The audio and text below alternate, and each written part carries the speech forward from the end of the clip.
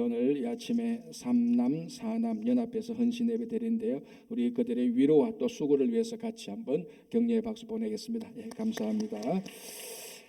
역시 삼남 사남 그 보이스만 해도 은혜로운 이 특성이 됩니다. 감사하고요. 자, 이제 민수기 보겠습니다. 민수기 31장 이제 보는데요.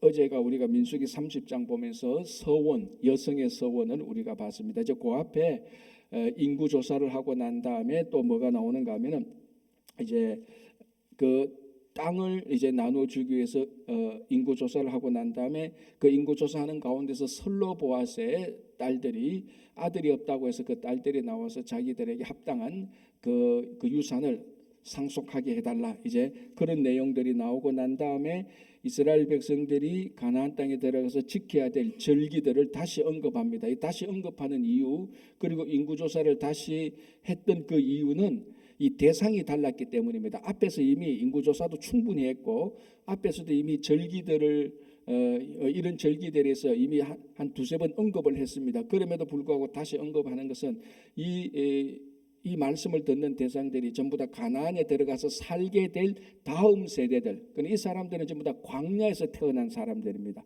이 사람들을 향하여서 메시지를 전하고 이제 이스라엘 백성들이 드디어 이제 가나안에 마지막 남은 가나안에 들어가야 됩니다.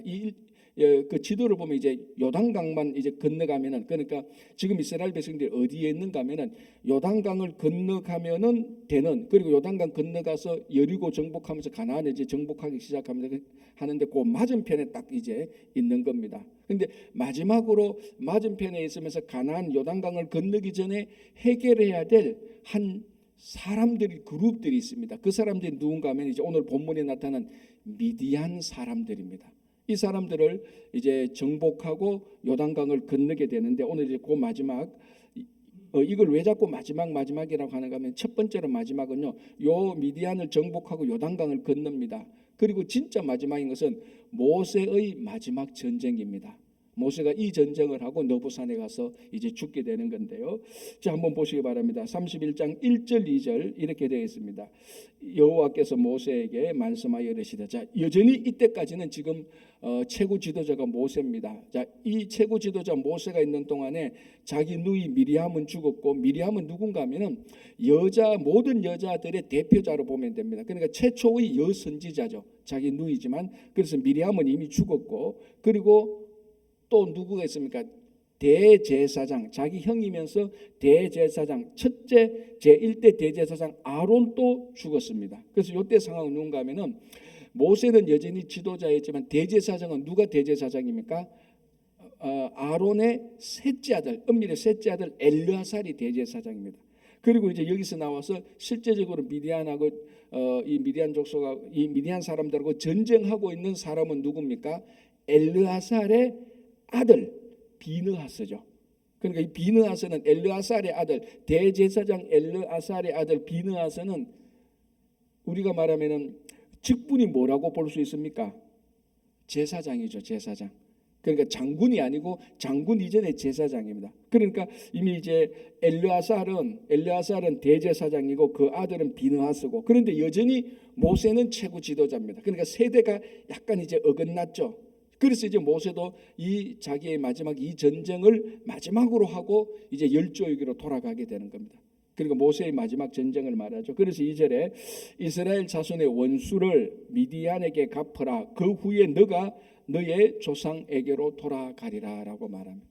자, 제가 지난주에도 말씀드렸죠. 우리 성도들이 죽는 것을, 여기서 모세가 죽는 것을 너가 그 후에 너가 죽으리라 이렇게 표현하기보다는 조상에게로 돌아간다라고 말했습니다. 두 가지, 조상에게로 돌아간다. 조상, 그러니까 지금 모세가 죽고 난 다음에 가는 곳은 조상들이 있는 곳입니다. 자, 이 조상들이 전부 다 믿음의 조상들이죠. 그리고 이 표현을 돌아간다라고 말을 했죠. 그러니까 끝났다가 이제 여기서 죽었다라는 게 아니고 원래 있어야 될 곳으로 돌아간다. 왜 돌아갑니까? 이 땅에서 자기에게 주어진 일이 다 끝났기 때문에. 그래서 우리 성도의 죽음에 있어서 중요한 의미는 이제 뭐 의학적으로 심장이 멈추었다, 뭐 대뇌 활동이 멈추었다, 이거를 말하는 게 아니고 이 땅에서 사명이 끝났을 때, 그때 하나님께서 이제 우리를 부르시는 거죠. 그런데 그 사명이 끝나는 것은 각자 사람에 따라서 다 행편이 다 다른 겁니다. 그죠? 그래서 아론이 죽는 행편하고 미리암이 죽는 행편하고 모세가 죽는 행편이 차이가 좀 나는 거죠. 그래서 모세는 마지막까지 전쟁 다 마쳐주고 이스라엘 백성들을 다 가나안에 보내주고 자기는 그 뒤에 남아서 죽게 되는 겁니다. 그리고 모세는 이제 끝까지 충실했죠. 끝까지 충실하고 자기 자신은 못 들어가게 되는 이런 이제 상황이 우리가 직면해가 있는데, 자 이제 우리가 하나 이어서 생각해봐야 될 단어가 있습니다. 미디안이라는 말입니다. 미디안. 자 오늘 이제 이 전쟁은 하나님께서 이스라엘 백성들에게 미디안을 심판하는 겁니다. 미디안을 이제 심판했던 그 경고했던 것을 집행하는 건데, 자 이게 지금 뭐하고 연관되는가 하면은 우리가 민수기 22장, 23장, 24장에서 살펴본 발락과 발람에서 이스라엘 백성들을 저주하고 그 저주가 저주대로 안 되었지 않습니까? 발람이 발락의 사주를 받아서 계속해서 저주했지만 하나님은 발람의 입에 저주가 아니고 복을 선포하셨습니다. 그래서 그 일이 안 돼서 결국 오늘 본문도 보고 우리가 히브리서 이런 오늘 본문도 보고 신약 성경을 보면은 이 이스라엘 백성들이 모압 여인들하고 집단적으로 간음을 하게 되고 그 여인들과 같이 살게 되는 겁니다. 요런 이 간음 음행 자체도 문제지만 더 큰 문제는 뭡니까? 이 이스라엘 남자들이 모압 여인과 함께 결혼을 음행을 하고 같이 살게 되면서 자연적으로 전부 다 모압 사람들이 섬기는 우상에게로 다 돌아간 겁니다. 요 전략을 설계한 사람이 누군가 하면은 발람이라는 것입니다. 그래서 오늘 또 보십시오. 여기 16절 보라 이들이 발람의 꾀를 따라 이스라엘 자손을 부올의 사건에서 여호와 앞에 범죄하게 하여 여호와의 회중 가운데에 연병이 일어나게 하였느니라. 그 앞에서 이스라엘 백성들이 모압 여인과 음행 그리고 우상 숭배했던 것에 그 실체가 드러나죠. 누가? 발람이 다 설계를 한 겁니다. 저주가 안 되니까. 그래서 이제 이런 사건이 일어나서 이 사건에 대해서 우리가 앞에서 본 대로 이스라엘 백성들의 연병이 퍼지지 않습니까? 이 연병을 누가 멈추었습니까? 비느하스가 멈추었지 않습니까?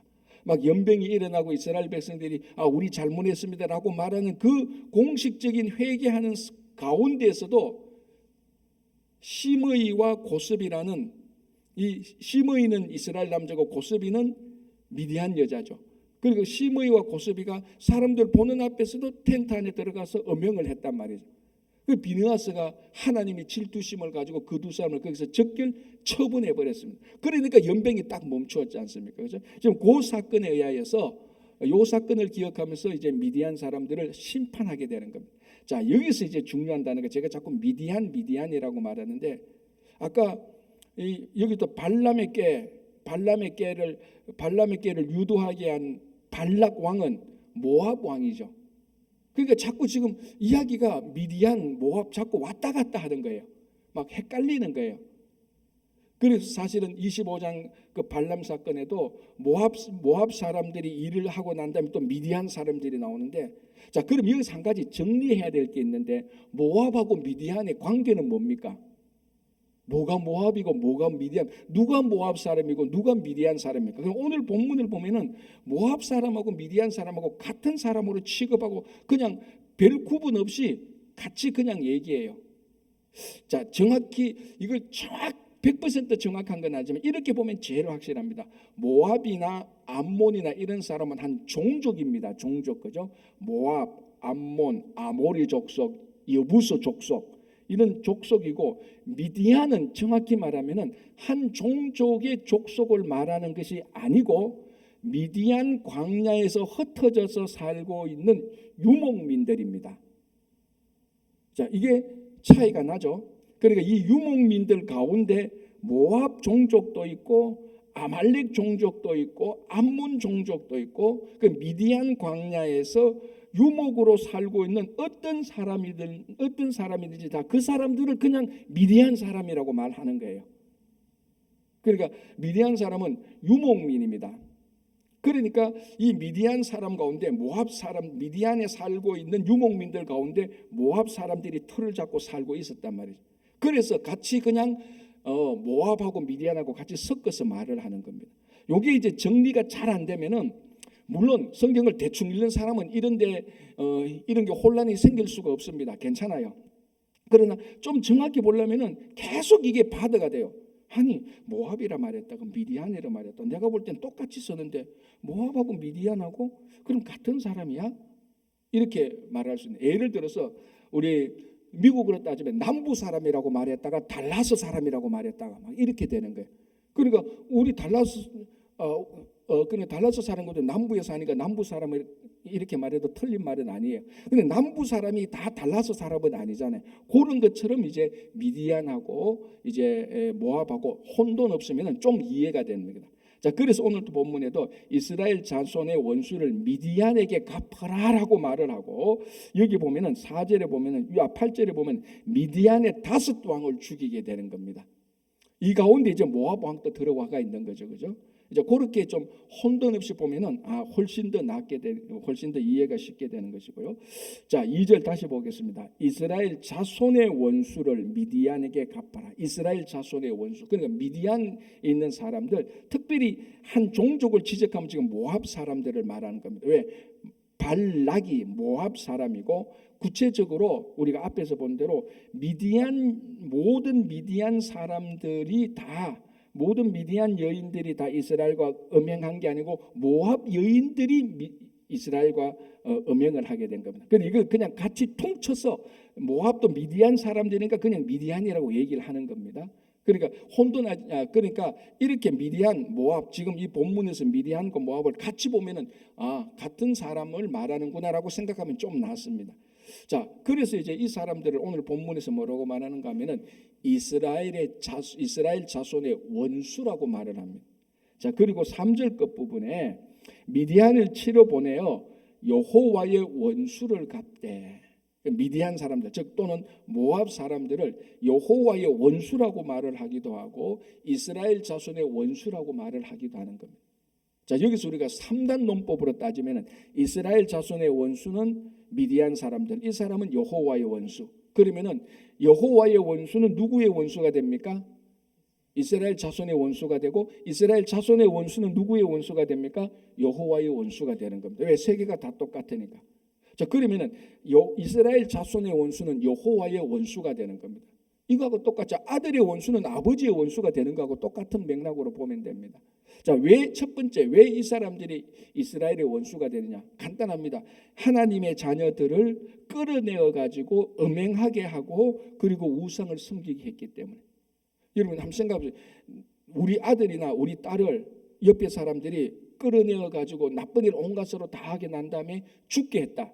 그러면 이건 아버지의 원수가 되는 겁니다. 이 사람은, 그죠? 그러니까 아버지가 대신, 그래서 이 아들을 위해서, 딸을 위해서 대신 복수를 하지 않습니까?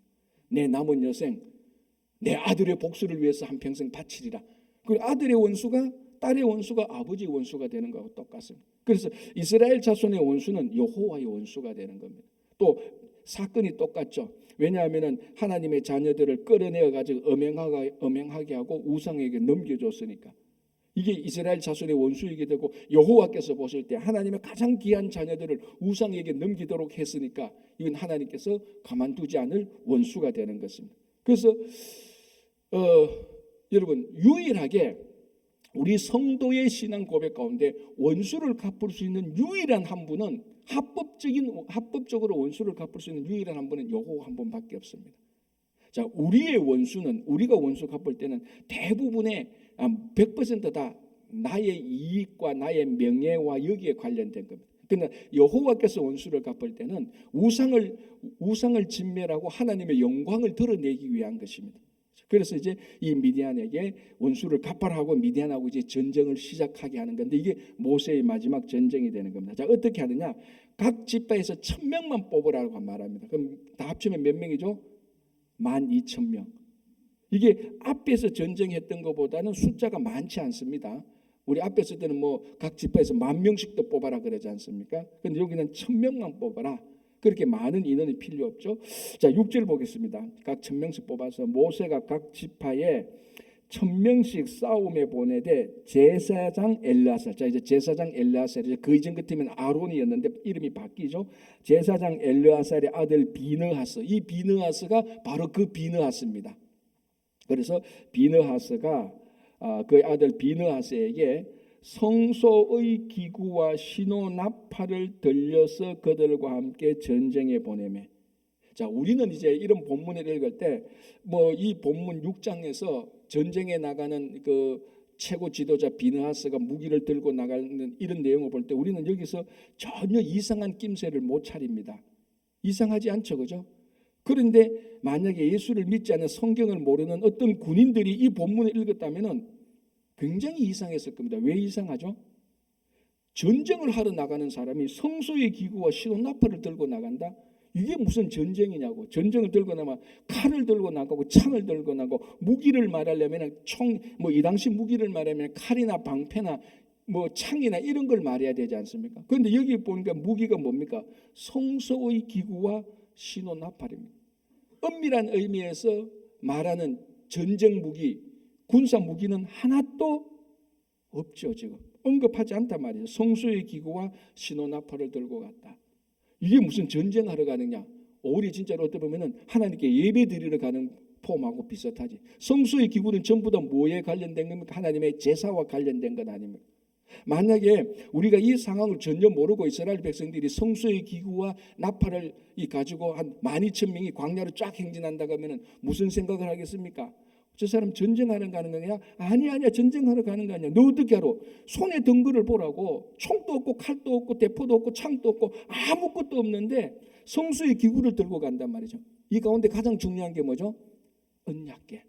언약궤가 가고 뭐 여러 가지 필요한 것들을 가져간단 말이죠. 그러면 옆에서 저는 말할 겁니다. 야, 저 사람들이 뭐 전쟁하러 가는 거야? 손에 든 것을 보라고. 칼 하나 없고 방패 하나 없는데 뭐 전쟁하러 가는 거야? 저 분명히 저 단체적으로 어떤 광야에 가서 하나님께 예배 드리러 가는 거야. 저 보라고 무기 그 덩그를 보라. 성수의 기구 아니냐, 나팔 아니냐. 그러니까 전부 다 이 말에 다 동의할 것이라. 그런데 오늘 본문을 보니까 전쟁하러 가는 겁니다. 아니 도대체 전쟁하러 가는 사람이 뭐 예배 드리러 가는 폼하고 같냐? 이게 같은 거예요. 이런 전쟁을 우리가 뭐라고 말하죠? 여호와의 전쟁이라고 말을 하는 거예요. 이런 전쟁. 그 여호와의 전쟁은 사람에게 달린 것도 아니고 무기에 달린 것도 아니고 전략과 전술에 달린 것도 아니고 지형 위치에 달린 것도 아니고 누구에게 달렸습니까? 여호와께 달린 겁니다.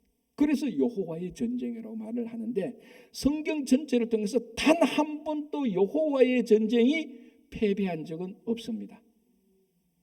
그런데 사람이 큰 무기를 가지고 그리고 많은 전략을 가지고 많은 사람들을 가지고 사람의 전쟁을 할 때 이긴 적은 없습니다. 그래 이게 여호와의 전쟁이니까 성소의 기구와 신호의 나팔을 들고 가는 것을 이게 정당한 전쟁이라는 것입니다. 그러니까 세상 사람들이 볼 때는 전혀 아닌 것 같지만 우리가 지금까지 왔고 앞으로도 계속 여호와의 전쟁이 무엇인가를 그걸 볼 줄 아는 사람은 이것이야말로 진짜 전쟁하러 가는 거다. 이건 이제 오늘날 우리말로 하면 영적 전쟁이 될 수가 있는 것이고 성도들이 예수 그리스도를 믿어서 살아가는 삶의 모습이 되는 것입니다. 그래서 우리 성도들의 삶 또는 좀 더 이제 오늘 본문과 같이 연계해서 말하면 영적 전쟁, 그 승리는 내가 얼마나 좋은 강력한 무기를 들고 있느냐 그게 아니고 성소의 기구와 신호나팔, 그러니까 하나님의 도구로 무장하게 되는 그 인생이 승리하게 되는 것을 얘기해 주는 것입니다. 우리가 이미 앞에서 이런 전쟁을 많이 봤습니다. 그죠? 전부 다 일반 전쟁의 역사로 살펴보면 하나도 이해하지 못할 겁니다. 오늘도 똑같습니다. 그죠? 각 1000명이 사실 여기는 이 인구를 1000명이라고 말했지 각 지파에서 100명만 데리고 가도 이 전쟁은 이기도록 되어 있는 겁니다. 여호와의 전쟁이니까. 그래서 우리 삶이 다 여호와의 전쟁이 되어야 되는 거고요. 7절 그들이 여호와께서 모세에게 명령하신 대로 미디안을 쳐서 남자를 다 죽였고, 자 여기서 다라는 말이 중요합니다. 이걸 히브리어로 말하면 헤렘이고 이 헤렘에서 나오는 말이 할렘입니다. 할렘 다 같은 말이에요. 이건 다 진멸하는 겁니다. 여호와의 전쟁의 특징이 뭔가 하면은 다 진멸하는 건데, 여기서 이제 우리가 하나 딱 구별해야 될 것은 다 진멸하니까 많은 사람들이 구약의 여호와는 잔인한 여호와 하나님이고 전쟁하는 하나님이라고 말하고 사람을 죽이는 하나님이라고 말하는데, 여기서 다 진멸하는 이유는 사람을 죽이는 목적이 아니고 우상을 다 척결하는 목적입니다. 그래서 나중에 가나안에 들어서 이방 민족을 다 죽이라라고 말하지 않습니까? 그러니까 그걸 한 면에서만 보면은 야, 저 대량 학살이다라고 말하지만 그 사람들을 목적은 사람을 죽이는 게 아니고 우상을 척결하는 겁니다. 그런데 그 사람들이 머리끝에서 발끝까지 우상으로 똘똘 뭉쳤기 때문에 이 사람을 척결하지 않고서는 우상을 척결하지 못하는 겁니다. 그래서 우상 척결하기 위해서 사람을 척결하는 겁니다. 자, 그래서 오늘 또 여기서 바로 설명을 할게요. 그래서 이스라엘 사람들이 전쟁에 나가서 사람들을 진멸하고 난 다음에 여인들을 데리고 옵니다. 그죠? 오늘 본문에 그죠? 그런데 여인들을 데리고 온 걸 보고 모세가 환영합니까? 어떻게 합니까? 모세가 화를 내지 않습니까? 14절 보시기 바랍니다. 모세가 군대의 지휘관 곧 싸움에서 돌아온 천부장들과 백부장들에게 노하내라. 자, 이게 노할 일입니까? 칭찬해야 되지 않습니까? 너희들이 여호와의 전쟁을 잘했구나. 이 12,000명이 가가지고 미디안 족속을 진멸하고 이렇게 많은 전리품을 가지고 오고 많은 포로들을 데리고 왔구나. 환영해야 되는데 모세가 화를 냈단 말이죠. 왜 화를 냈습니까? 여자들을 보고. 15절 모세가 그들에게 이르되 너희가 여자들을 다 살려두었느냐라고 말을 합니다. 왜 여자들을 다 살려두었겠죠? 뭐 정확한 답은 모르는데 어쩌면은 전쟁에 나가는 사람들한테 정확히 우리가 본문만 정확히 보면 7절 보면은 미디안을 쳐서 남자를 다 죽일 거라고 말합니다. 아마 어쩌면은 명령을 전쟁에 나서 다 죽여라 진멸하라는 것을 남자만 죽여라라고 그렇게 들었을 수도 있었을 것입니다. 아니면은 거기에 관련된 사람들을 그 발람의 꾀에 음행과 우상 숭배에 관련된 사람을 다 죽이라고 말을 했는데 일부 사람들이 여자들을 살려서 데리고 왔을 수도 있고, 어쨌든 중요한 것은 여인들을 데리고 왔습니다. 그 여자를 보고 모세가 화를 냈죠. 왜 화를 냈습니까? 야, 이 여자들도 발람의 꾀에 넘어가 가지고 이스라엘 백성들이 모압 여인과 간통할 때 바로 이 여자들이 그 관통했던 음행했던 여자들 아니냐. 그러면 남자를 죽였다고 미디안 남자를 죽였다면 이 여자들도 같이 죽여야 되는데 왜 데리고 왔느냐고 화를 내는 겁니다. 바로 이 여인들이 이스라엘 남자들이 음행하고 우상 숭배를 하게 된 매개체가 아니냐, 숙주가 아니냐, 원인이 아니냐. 이 원인을 아직까지 살려두고 오면 어떡하냐. 이 숙주를 제거해야 되잖냐. 그 말을 한 겁니다. 그리고 난 다음에 뭐라고 말합니까? 남자를 알지 못했던 여인들은 살려두라라고 말합니다. 자, 여기서 보십시오. 목적이 뭔가 확실히 드러났죠. 정말 사람만 죽일 것 같으면 여자들도 다 죽여야 되는 겁니다. 미디안 족속들 남자고 여자고 다 죽여라고 이렇게 돼야 되지만은 여자들을 한쪽의 여자들은 살려줍니다. 왜? 이 여자들은 무슨 여자들입니까? 확실하게 발람의 꾀에 넘어가서 이스라엘 남자들과 음행한 여인들이 아니잖아요. 다 처녀들이니까. 그리고 이 여자들을 죽일 필요가 이유가 있습니까? 없습니까? 없죠. 이 여인들은 이스라엘 남자들을 음행하러 끌고 오고 우상숭배한 여인들이 아니란 말이죠. 그리고 이 여인들을 죽일 이유가 없습니다. 단순히 글자 그대로 이방 민족이라는 말로 죽이는 데는 성경에는 한 군데도 없습니다, 여러분. 이걸 우리가 정확히 구별을 해야 됩니다. 이거는 구별하는 게 굉장히 중요한 거죠. 성경 어디에도 단순히 이방 사람이라고 해서 하나님께서 진멸하라고 한 데는 한 군데도 없습니다. 그러나 이 이방 사람들이 전부 다 우상으로 똘똘 뭉쳤기 때문에 우상을 척결하기 위해서 어쩔 수 없이 사람을 진멸한 것이죠. 그래서 우리 요나서 같은 경우는 니느웨 사람들 다 살려주지 않습니까? 원래는 다 치려고 했는데 왜 이 사람들이 하나님께 돌아왔잖아요. 그거하고 마찬가지입니다. 그죠? 그래서 이 진멸하라는 것을 우리가 세상 사람들이 막 비난하는 것처럼 하나님은 전쟁의 하나님이고 하나님은 대량 살인의 하나님이라는, 그러니까 대량 살인의 하나님은 그 모습만 보고 말하는 겁니다. 원래 진실은 뭡니까? 우상을 다 척결하는 것이죠. 자, 다시 본문으로 8절. 그래서 남자를 다 죽였고 라고 말한다면 8절에 그 죽인 자 외에 미디안의 5 왕을 죽였으니, 자, 그리고 미디안의 다섯 왕의 이름이 나옵니다. 미디안의 왕들은 에비와 레겜과 수르와 후르와 레바이며 요 다섯 왕인데 한 왕이 눈에 딱 띄죠. 무슨 왕의 이름이 눈에 띕니까? 그러니까 이제는 성경을 좀 자세히 봐야 되는데 수르가 누굽니까? 고스비의 아버지였죠. 고스비가 누굽니까? 아까 얘기했잖아요. 시므이하고 같이 마른 사람의 보는 앞에서 현장에 그 장막에 간음하러 들어갔다가 비느하스에 의해서 죽었던 여자애가 고스비였고 남자가 시므이였습니다. 이 고스비의 아버지가 수르였습니다. 그래서 앞에서 보면은 우리의 25장을 보면 수르의 딸 고스비라고 딱 나오고 있습니다. 바로 그 수르가 요 수르죠. 그 수르 누구냐?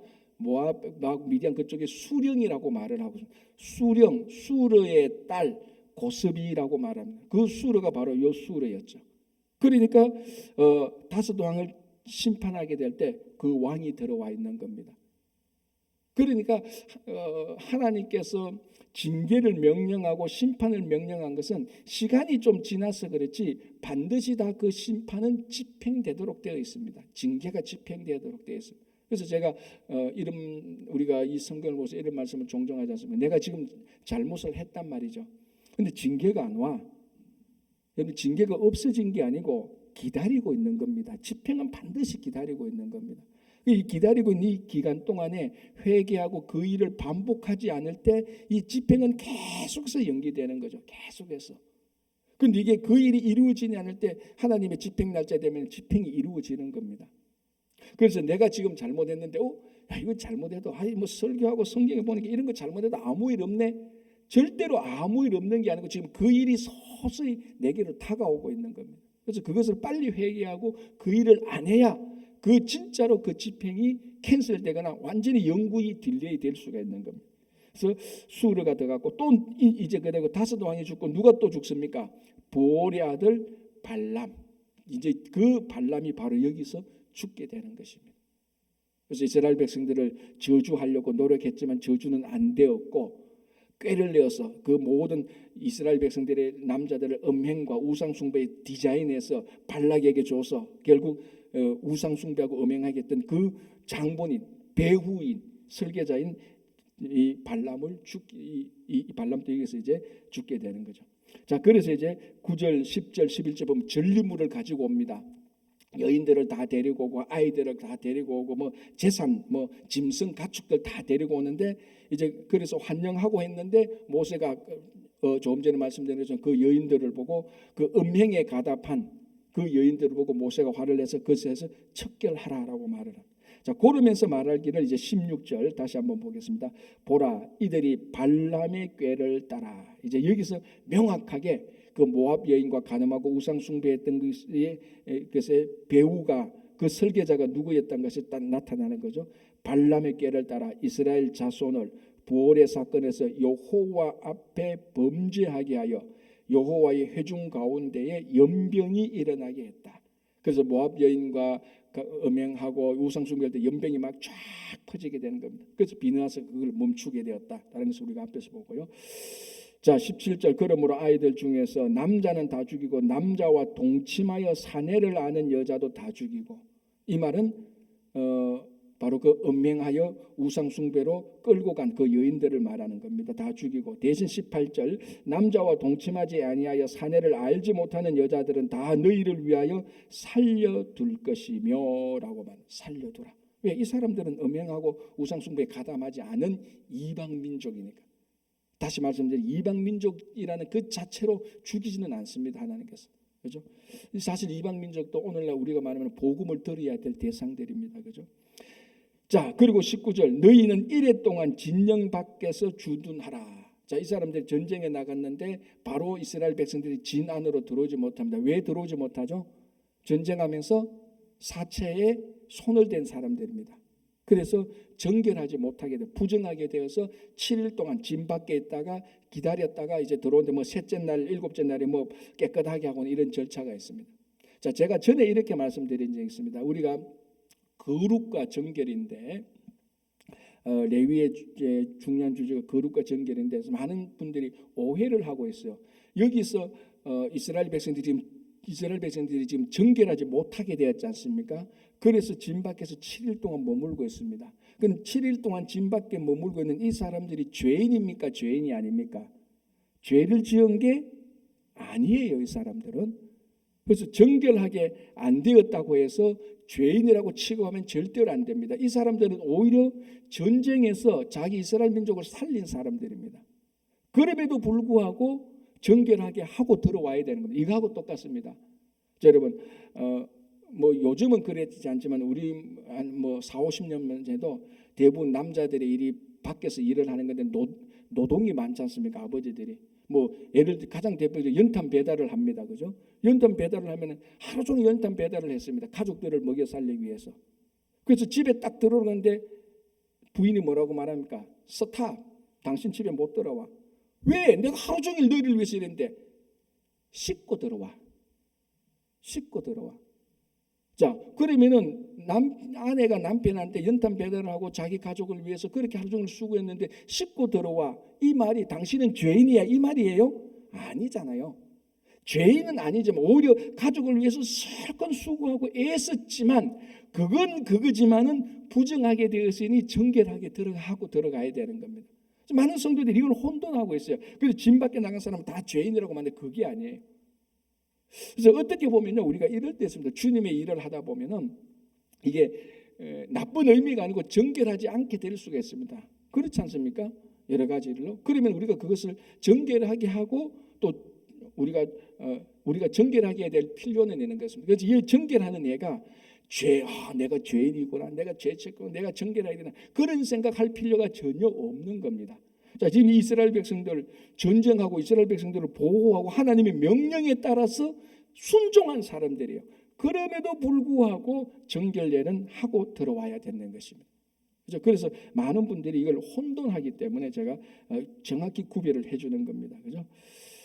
자, 그리고 난 다음에 이제 22절, 23절 보면은 사람만이 아니고 도구들, 기구들 이런 것들도 다 정결하게 해야 됩니다. 그래서 불로 금, 은, 철 이런 것들은 어떻게 합니까? 불로 다 연단하고 난 다음에 깨끗한 물로 또 다 씻어서 들어오게 되는.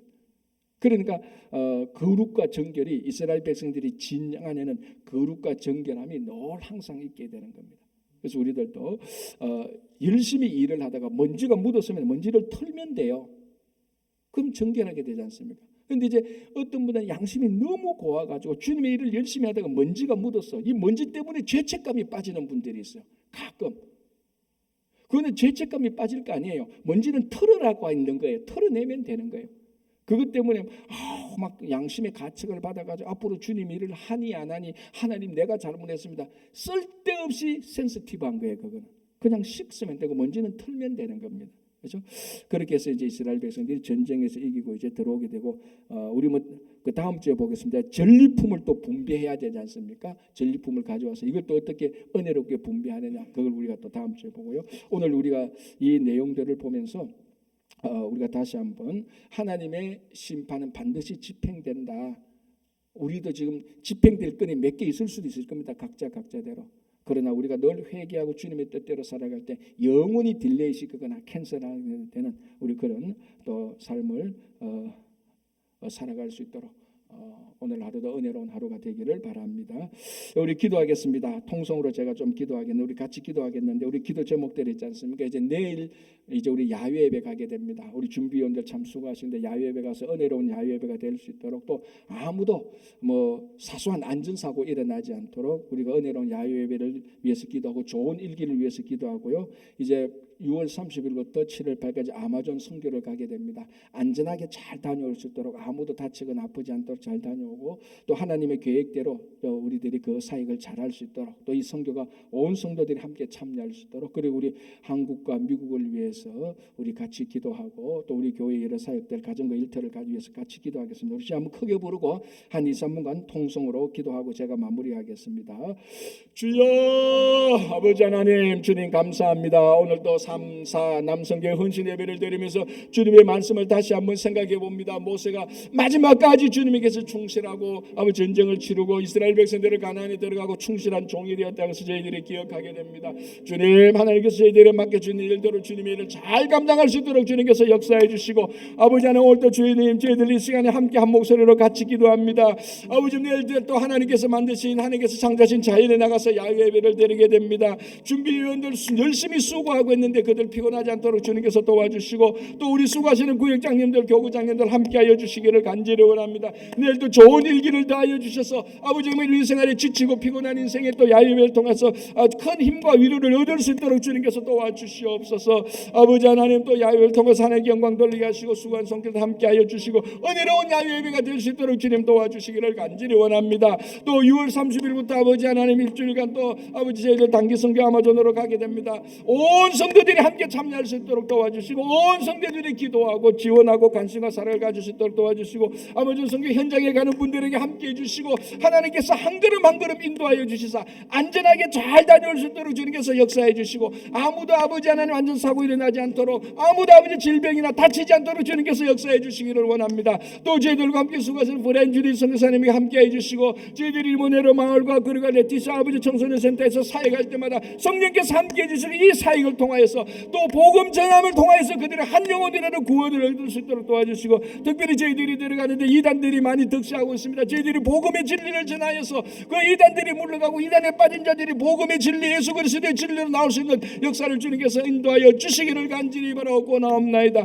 그래서 맡겨주신 사역을 끝까지 감당할 수 있도록 주님께서 도와주시옵소서. 아버지 하나님, 우리 교회를 위해서 기도합니다. 특별히 3남 4남 남성교회를 위해서 기도합니다. 오늘 헌신을 하는데 아버지, 그들이 늘 건강을 지켜주시고 그들의 가정과 일터 위에 또 그들의 섬기는 손길들 위에도 주님께서 큰 은혜를 다하여 주시기를 간절히 바라고 원하옵나이다. 아버지, 어린 유아로부터 당회 이글까지 특별히 구역장님들, 선교회장님들 리더십을 다하여 주시고, 우리 당회원들도 함께 해주시고, 우리 교육부와 음악부에도 함께 해주시기를 간절히 원합니다.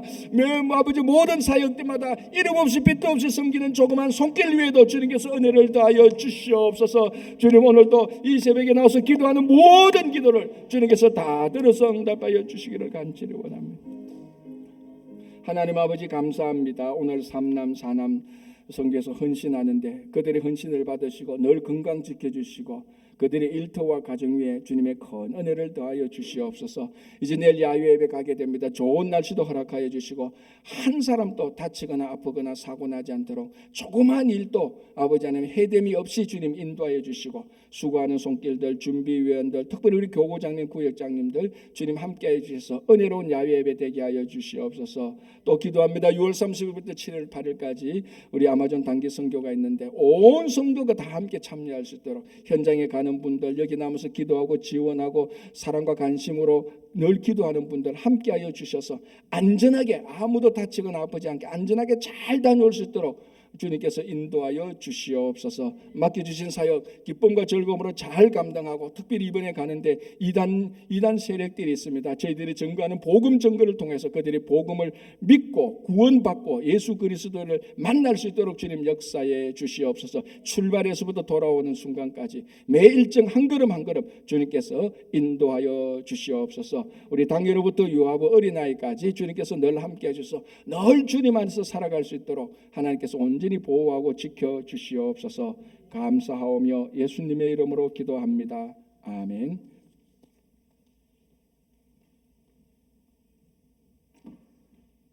오늘도 아침 믿은 시간에 귀한 말씀 전해주신 목사님께 감사의 말씀을 드립니다.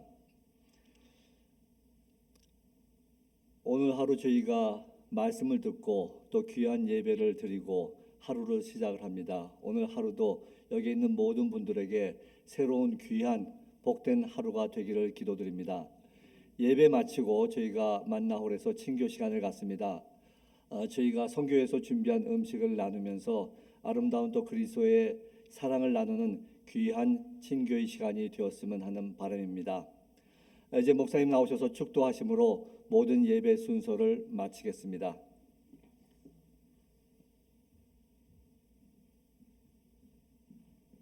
우리 기도하겠습니다.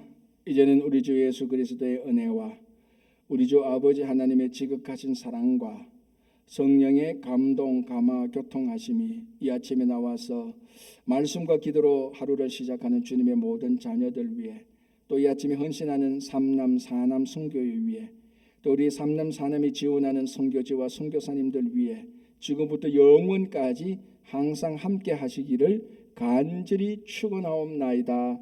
아멘.